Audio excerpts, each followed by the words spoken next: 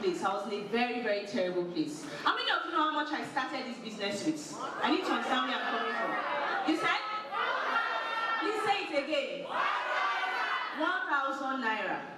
That was how much I could afford, for you to know where I'm coming from. Now, I wasn't coming from a family that had nothing, no food to eat and all that, but we just passed through the most difficult time we had ever passed through in life. My mom, I come from a family of professionals. Let me start with that. You are taught to go to school, get a certificate, come out and all that. So I had that mindset, that big dream. Once I'm done with BSc, Masters, PhD and all that, so I can be the perfect career woman. So I was very serious about that dream and that mindset. And I was in school, Millionaire, when my mom took ill. She was very, very sick, and NHIS for some reason were on strike that period. So the bills were very high. Everything was going into Mom's health. We sold properties, we sold cars. A lot of you don't know the story. We sold a lot of things. It took us, in fact, it took my family, in fact, the setback was a lot into Mom's health and so many other things. So it got so bad that I had to drop out of school. Many of you don't know this, but I'm a dropout. I did not finish school. I had to drop out of school because of what? Money. How much is a federal government university? Some of you are looking at me surprised. Yes. How much is a federal government university school fees? But my family could not afford that because of an incident that can happen to anybody. That's why residual income is important. Somebody say residual income. Both of them were federal government staffs, any monthly salary. And if you are sitting and looking like that, you hear things like, God forbid, it's not my portion.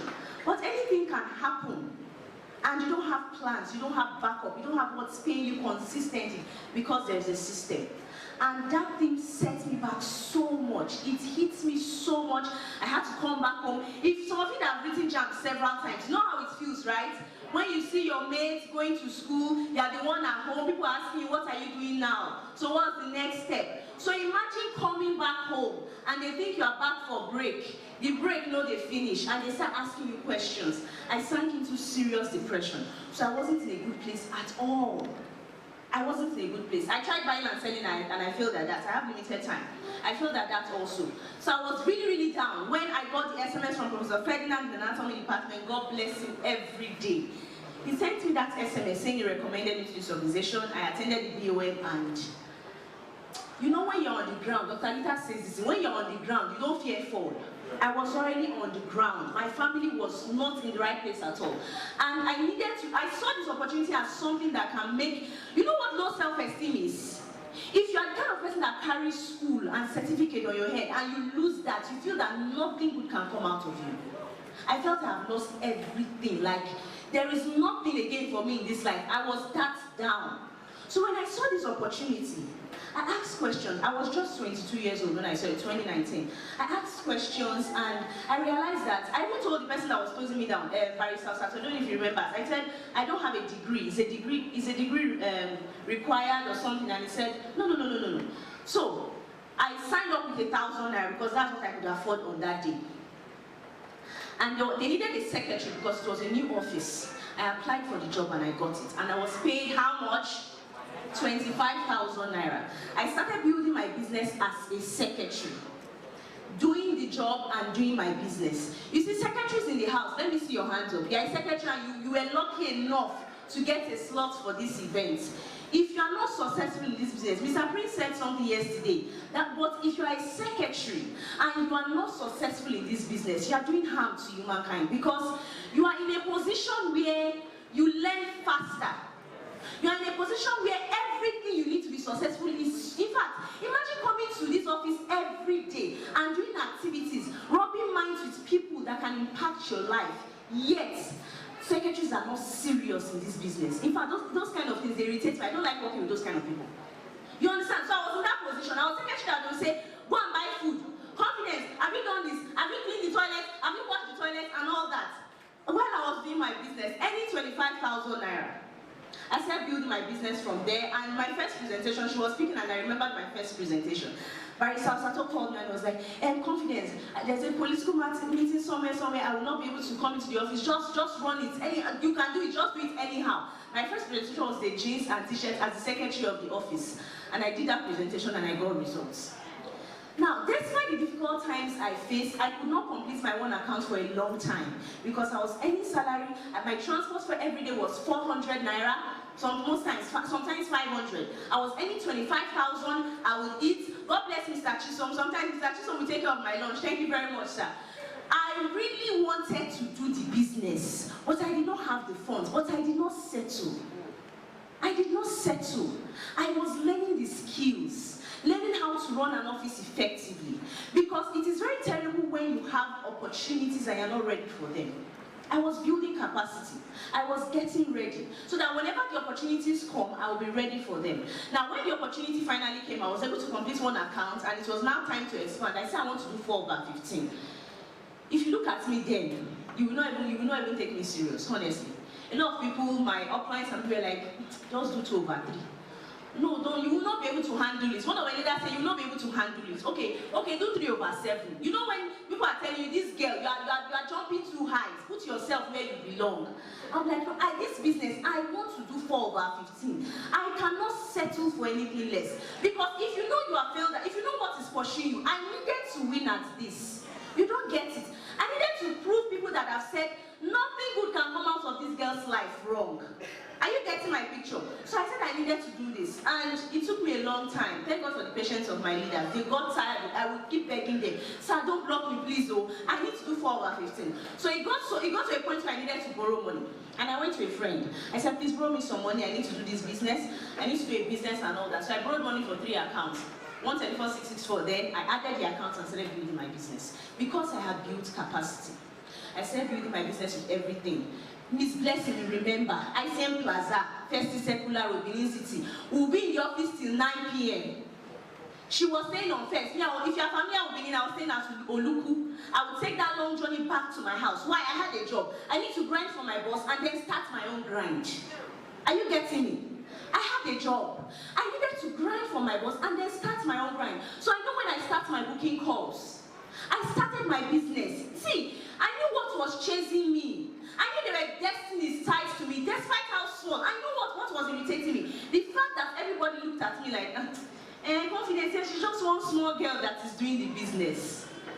That should be your fuel. Really. She's just one small girl, this 22 years old girl that is doing the business. I started doing my grind. And he that is diligent in his works will what? Please say it. He that is diligent in his work, he will do what? Will stand before kings. I was diligent in what I was doing, and my business took up. It got to a point that the entire grind for the office was under my network. My boss was like, what am I paying you? But because I was very good at my job, I was really very good at my job, and he told me, he saw that I was making money from the business and I can quit at any time. And then he told me, confidence, don't worry, I'm going to increase your salary I'm going to increase your salary, just work with me till December. I think that was around September. I saw that I was already ready to quit. My team was growing very large and all that. And I said, I'm a loyalist, so I said, okay, no problem, sir. So I increased my salary to 50K. You know the man, he said, no, it's going to increase to 35K. So I continued working with him till December, and then I fired my boss, started building my business, and I opened... December, I fired my boss. I don't have time. I'm trying to deliver as much as I can for you guys. I fired my boss in December, and my team was so large that the office was tight for everybody.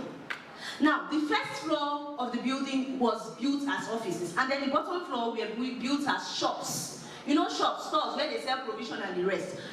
But when you see when you have your picture in your mind, see, you cannot feature in the future you don't picture. That's Blessing's line. When you have your picture in your mind, you don't see limitations, you see possibilities. I needed to expand, and I wanted to also leverage on the same building because everybody knew their building. Our organization put the building on the map in Benin. Everybody knew their building. So I said, okay, I'm going to get one of these shops and try to pimp it into an office. Every single person, the same set of people that told me don't do 4 don't do 15 accounts, you cannot handle it, you are a small girl. Don't do this. The same set of people told me no, you can't handle an office. I said I just want one space, a very small space. I will demarcate it and be running 3 presentations for about 15 chairs. That was my plan. People said no, but I paid for the first office. I discussed with my teammates, leaders I had then, and we paid for the first office. I paid for the first office. Then Ambassador Mary came into town that period. I rushed to see her and I told her about my plan, and she told me to get a grind room. That it's important I have a grind room for my team, because she really saw that this girl is not well. She's serious about what she's talking about. So I paid for another office. That was what broke the ice. What is your problem, confidence? You are a secretary and you drag me with your boss. Your boss has 2 offices. You do not want to have 2 offices in the same building. Are you getting me? If I had settled for those things they were telling me, see, if you are still listening to what people are telling you, you don't know where you are going to. I made the moves and I started that office. If you ask me where the courage came from, I don't know. I was young. I was scared. But I made the move. That's the thing. You can't be scared. You can hold fear in one hand and still make the move. You're not understanding what I'm saying. I was scared.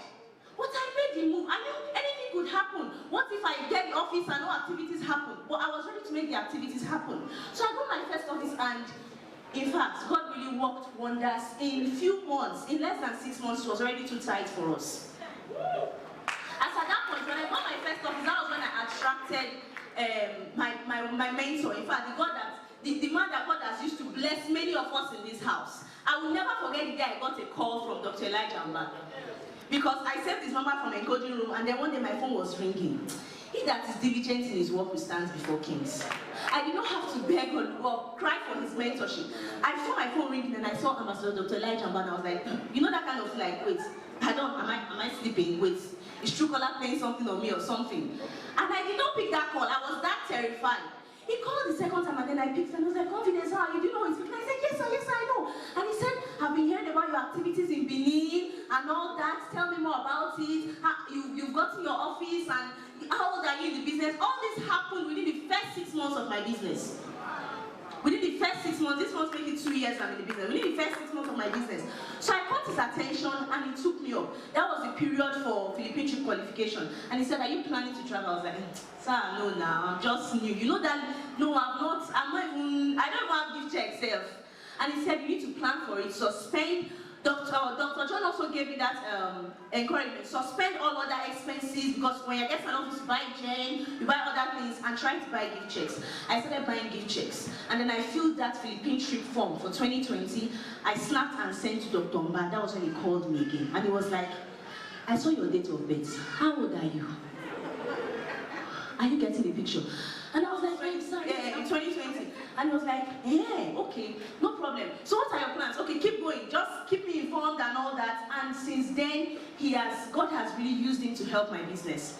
His mentorship has been amazing. I started working hard, working with him, working with my team. My team started going. At the end of the day, we didn't travel, lockdown and the rest, no product. And I was able to pull through all these things. So when people complain, accounts linking, product, you don't know what is pursuing you. We are not in this business for those things. And this thing is not happening. They've increased the amount. If you have the right mindset, everything falls into place. Yes. During the lockdown, how many of us saw products? If my business was going to crash, it was going to crash at that point, because I had just gotten started. I just got an office. Okay, let me move faster now. My business continued. My office got too small, and then we needed to move again. We had not even completed the first year's rent. We needed to move again. And this time, after the lockdown, a lot of people's businesses stopped, so they couldn't pay for rent and the rest. I went to a complex, a 3-story building. How many offices do we even have in that building now? How many? Yeah, those of you that have, how many? About 13. And we are still looking for more. From the top floor to the first floor to the ground floor, my team has taken over an entire building. Somewhere. Now, within that period of after the lockdown and the November last year when we had this event, Dr. Mba sent me a message and said, Confidence, if you're coachable and you're ready to work with me, I'm going to make sure you become a multi-millionaire before you're 25. And I was like, sir, we die here. Sir, I am ready. And I started abiding and following his mentorship. And he set a target for me to make my first 1 million. I became, the bottom line is when I hit the target, I made my first 1 million, became MC, became 2-comma club within the same period, and was celebrated November last year on this stage. You are not getting me. Many of us are failing because we do not just want to listen to instructions. We are looking for the easy way out. The easy way out. This small girl, you cannot imagine the rejection I faced. You know the family I'm coming from. Professionals, confidence, go back and write JAM. I'm the only daughter. My father was like, you want to kill me. I failed you. Now go back and write JAM and start. I said, sir, let JAM pack first. I will go back to school. But this business, I have to do it. It got to a point, it was so bad. Then when I found a job, I did a lot of trekking and was hungry. But it got to a point, I had to move out of the house. There are some ladies that I'm discussing with and they are telling me their parents are this. I had to come up with something. Because they would have really limited me. You heard what Thomas Ronke said about family yesterday. It is the truth. I had to look for something and move out of the house and build my business. I was like, I need to assist one of my friends. She's sick, she can't stay alone. And I was with her. In the morning, she would go for a job. 6:30, I've left the house. I will do my first of all morning booking. Before I resume, do my boss's calls, do other office activity. In the evening again from 6, I go back to my activities and start grinding. Like that, until I got to the point that I am now. Now, it's not just about the money I've made or how successful I am, but by God's grace, this small girl has impacted both the old, the young, the educated, those with PhD, the big and the small. And I'm just getting started. I'm just getting started by God's grace. Because if you know the possibilities of this business, you will not limit yourself by whatever inferiority complex you have. You would not limit yourself for any reason. Now, the story most of you like to hear is that I qualified for the Dubai trip in January, and June this year, I turned 24. I wanted to get myself a gift. And thank God for my mentor. He said, confidence, you can't continue trekking in Benin. They will see you and think they are not making money. You need to get something for yourself. Something that is at least 8 figures. You need to get something for yourself. You can't continue trekking. So we made plans, and I was able to count millions and millions and millions of naira and get for myself a 2016 GLE 350 Formatic. At the age of 24. A girl that does not have a university degree. A girl that started a business at the age of 22, making 2 years now with 1,000 naira. With 1,000 naira, it took me months to complete. 1,000 naira. That was how much I could afford at that time. But I knew that a time would come that things would be so much better. So you don't have excuses. You don't even ask me. I was telling my mentor before the event, I was like, sir, I'm not where I'm supposed to be. I'm not where I'm supposed to be, and he was like, confidence, what do you want me to do for you again? I'm like, this is not where I'm supposed to be. Sir, I'm not where I'm supposed to be. I'm not where I'm supposed to be. This is not where I'm supposed to be. I should be much better. Because you all have in fact, you have the capacity to be much better. Now, when I hear people complain, I want to tell you something. I submitted lists, they did not come. I made booking calls, they did not come. I shared questionnaire. I want to ask you a question. How unserious do you think a 22-year-old contact list is? Ask yourself that question. How unserious do you think my contact list was at that time? Do you think I had the mind to recommend my classmates? As broke as I was, I didn't have the best recommendation from anybody. In this country, if you are in a place where people take education seriously and what happened to me happened to you, you know you are a write-off. And I can get to where I am in 2 years. So everybody seated here, you have more than enough. You have no reason not to do 10 times better than I have done. Are you getting the picture? So when you see some of our leaders, they are talking with so much anger, it's because you are not getting it. And we are praying that you get